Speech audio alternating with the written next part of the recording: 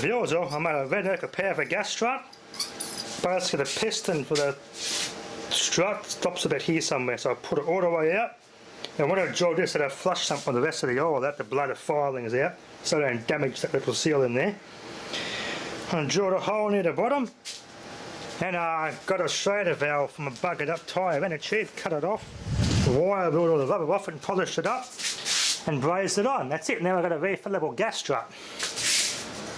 Once this the coating, as you can see here, once you start seeing silver, that's it, it's gone. Because that's actually worn, that's actually a coating on that, special coating. When it's black, when it's new, but as that black coating wears off, the strut's gone. When you start seeing visibly, look here, you see it's visible, worn off, that's gone. It's not worth recharging legitimately anymore. It's just going to keep leaking.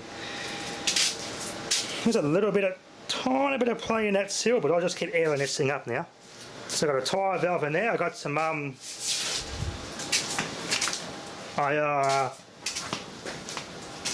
got my Tecumseh compressors, the old air compressor, Tecumseh compressors. I flushed those out with some oil, and the old oil that was in those wasn't actually moisture or anything in it. There's a little bit, tiny bit of crap in it, but not much. But that oil was I'm gonna use that oil in here. I've finished, from what I can see, the what's in gas struts, that oil smells the same as what's in fridge compressors. It might even be a type of oil very similar to this compressor oil. POE, polyol ester, which in nitrogen is miscible with nitrogen. Explain how the gas strut works. Oil goes to one side of the piston and makes its way to the other side of the piston. So that's why you put the seal side down normally when you install gas struts, to keep it all lubricated. Let that cool down a bit. I don't want to damage the piston in there with heat. It's a bit smoky. It still works. Choo-choo train the smoke out. Now what I could do, I could put a bit of diesel in that. But if I put the hole here somewhere and not damage the seal in here, put a hole here, square a bit of diesel in there, I could smack this with a hammer, be like a fire piston, and the diesel will combust and this will shoot back out like a diesel engine. It was that experiment that Rudolph Diesel did, led to the discovery of diesel fuel, led to the invention of diesel engines. Now a fire piston with cotton works the same way, but the cotton won't have as much explosive force as diesel would. Pretty nice experiment to try. You can combust diesel by smacking this with a hammer, but be very careful, because if you don't do it right, that'll shoot out and spear you and shoot through the roof, and who knows how far it will go. So it's kind of risky. Let that choo-choo train out. Oh, well, let's cool that down. I'll get something to spray on that and we'll cool it down. And we'll top the oil up and we'll put a Schrader in that and charge with compressed air. A normal air compressor is probably not going to do much, but a fridge compressor will put up to 400 psi, which for this would be perfect.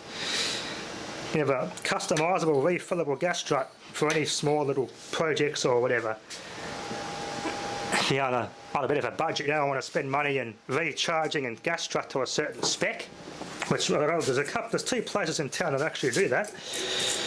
You spec a gas strut and they'll charge it up to your spec and they'll do it. So this is a nice way to do it homemade.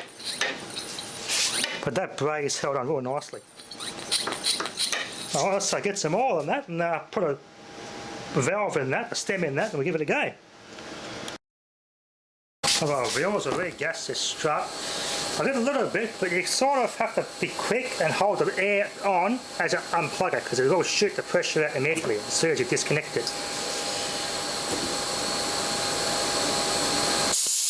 I'm going to try not to spray all of it, I'm going to try to spray it, then go here.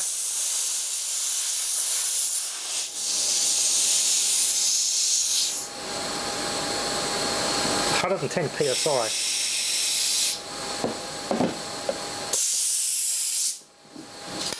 A little bit. It works.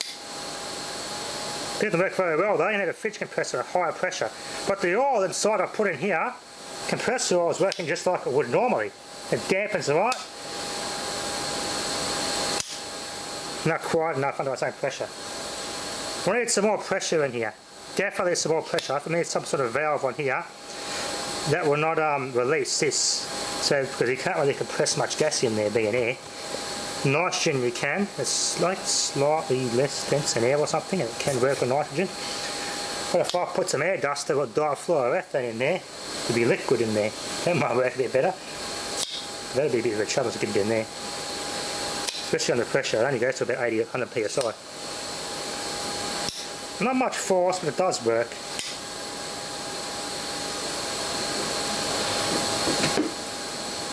Try again. There wasn't much pressure in there at all.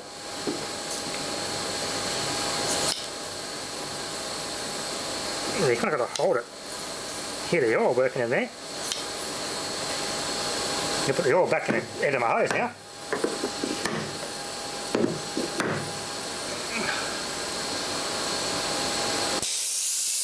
You can see what a mess. Yeah, it's getting the oil to stay in there. The air to stay in there. That's a bit of a big challenge. It's not as easy as simple as just doing that.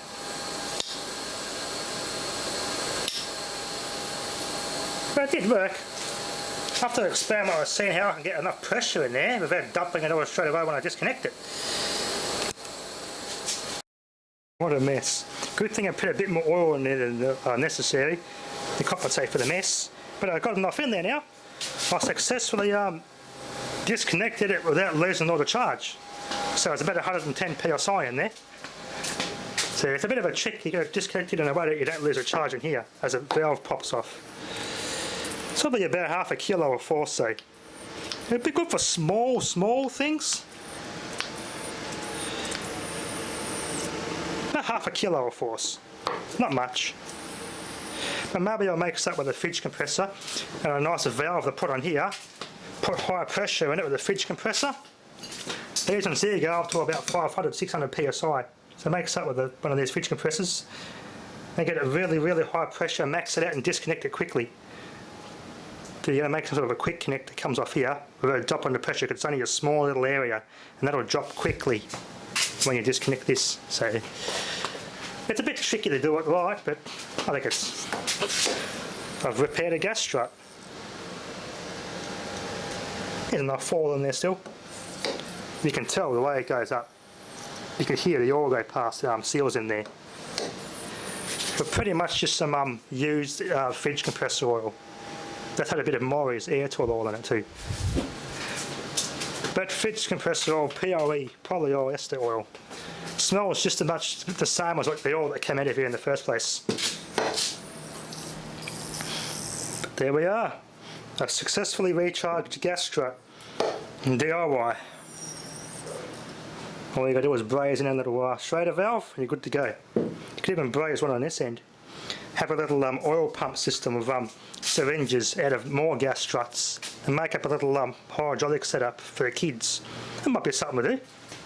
Might get some more different sized gas struts and do this, put a Schrader on each end, some hoses, and just fill it all up with oil. Have like a little some hydraulics and make a little DIY hydraulic digger or something. Good father son project. Get to learn about hydraulics, because you can do the same with water and syringes. This is a more heavier duty way to do it. This mightn't work as well as a hydraulic sort of a ram though, because of the way the piston in here is designed. Oil was designed to go past the piston. So this might not work as a hydraulic ram anyway.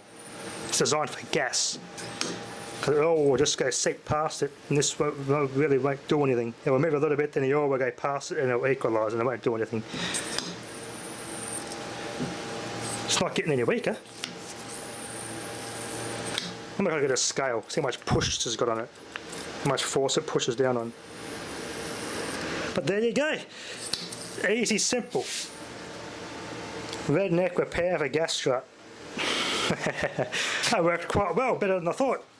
Anyway, that'll be enough for now. Thanks for watching.